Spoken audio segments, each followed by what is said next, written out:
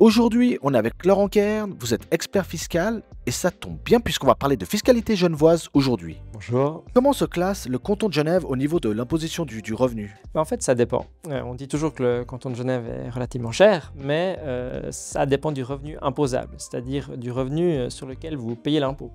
Et étonnamment, pour les bas revenus, le canton de Genève est plutôt favorable. Si on regarde les chiffres, certaines études ou ce qui est publié, pour un célibataire, le seuil d'imposition, c'est-à-dire à partir de quel moment on commence à payer l'impôt, c'est 20 000 francs. Donc c'est-à-dire que si vous avez un revenu en dessous de 20 000 francs, quand vous êtes célibataire, vous ne payez pas d'impôt.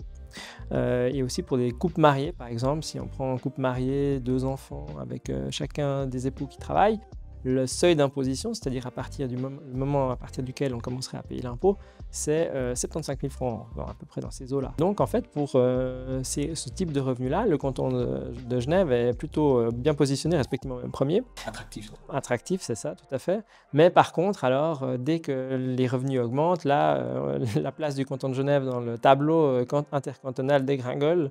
Et finalement, on se retrouve à être le canton le plus cher pour des hauts revenus. Je pense à partir de à peu près entre 1 million, 5 millions, on arrive au taux marginal qui est de 43, à peu près 43%. Donc si vous avez un revenu de 5 millions, vous payerez un impôt qui correspondra à 43% de ce montant-là. Et là, c'est le canton le plus cher de Suisse. Et concrètement, si on se concentre sur la classe moyenne, là, Genève se classe à quel niveau par rapport aux autres cantons romans, par exemple? Classe moyenne, en fait, c'est toujours sujet à discussion. Je crois que c'est comme le sexe des anges, on n'arrivera pas à s'arrêter vraiment sur quelque chose. Mais si on prenait, par exemple, un revenu imposable de 150 000 francs, par exemple, alors, il faut que je regarde, je ne connais pas le chiffre par cœur, mais si on regarde un célibataire, par exemple, Genève, c'est à peu près 27%. Si on regarde Fribourg, on est à 26%. Si on regarde Valais, on est aussi un peu en dessous. Donc, on est déjà un peu plus en dessous. Moins attractif. Voilà, on est nettement moins attractif. Et puis, couple marié, même chose aussi. Si je regarde, par exemple, on est à 21% à peu près à Genève, mais dans les autres cantons, là, Fribourg ou Valais, c'est 20 ou 19%. Donc, c'est sûr qu'on n'est plus aussi attractif. Et puis, plus on monte, plus le barème commence à faire comme ça. Et on prend la courbe ascendante. Mais c'est sûr qu'on n'est plus on n'est plus aussi attractif pour des revenus moyens que pour des bas revenus. Et au niveau suisse, ça change quelque chose? Globalement, on est plutôt dans les cantons plus chers que les cantons alémaniques où, de manière générale, pour ce type de revenus, c'est comme un peu moins cher. Et plus on monte dans les revenus et plus le taux devient élevé. Et du coup, à Genève, on a un niveau de vie assez élevé. Une baisse d'impôt aurait un impact assez significatif, j'imagine. En tout cas, elle aurait un impact puisque le coût de la vie est relativement cher, que ce soit les loyers, que ce soit les primes d'assurance maladie. Et c'est sûr que toute baisse d'impôt permettra aux ménages de souffler peut-être un tout petit peu et dès lors d'améliorer le pouvoir d'achat dans la mesure où ça leur permettra de mettre cet argent que jusqu'à maintenant ils mettaient dans le paiement des impôts. Ils pourront l'affecter au paiement d'autres dépenses, que ce soit pour le logement, pour la nourriture ou pour tout autre type de dépenses. Donc, sur le principe, pour moi, ça ne peut qu'avoir un impact positif. Justement, le Conseil d'État prévoit une réduction d'impôt pour les personnes physiques avec une baisse moyenne de 8,7%.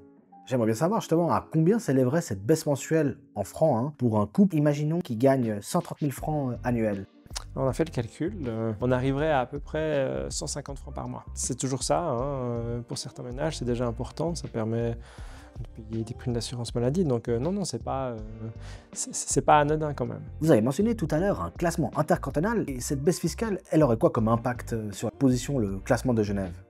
Bon, alors de nouveau, ça variera en fonction du revenu imposable parce qu'avant, vous avez mentionné une baisse d'à peu près 8%, mais effectivement, ça peut aller entre 5, 4 et 11, 4 en fonction de où on se trouve dans le revenu imposable. Mais au lieu de parler de taux, si on regarde peut-être en termes de classement, apparemment, selon les chiffres qui seraient publiés par le Conseil d'État, pour un célibataire, on pourrait gagner entre 1 place et 6 places, ce qui est déjà quand même relativement important dans le classement intercantonal. 6 places sur 26, c'est pas mal. Et aussi, toujours selon les chiffres publiés, si on regarde pour les couples mariés, on pourrait aussi gagner entre 1 et 7 places dans le classement, c'est-à-dire passer de, par exemple, la 22e à la 15e place, c'est-à-dire avancé, c'est-à-dire un taux d'imposition moins élevé. Le taux d'imposition serait plus bas, on paierait moins d'impôts. Très bien, écoutez, merci beaucoup Monsieur Kern pour toutes ces explications et ces éclaircissements. Du coup, on a quelques chiffres pour mieux comprendre les effets de cette baisse. Et puis, on verra bien les résultats de cette votation le 24 novembre 2024.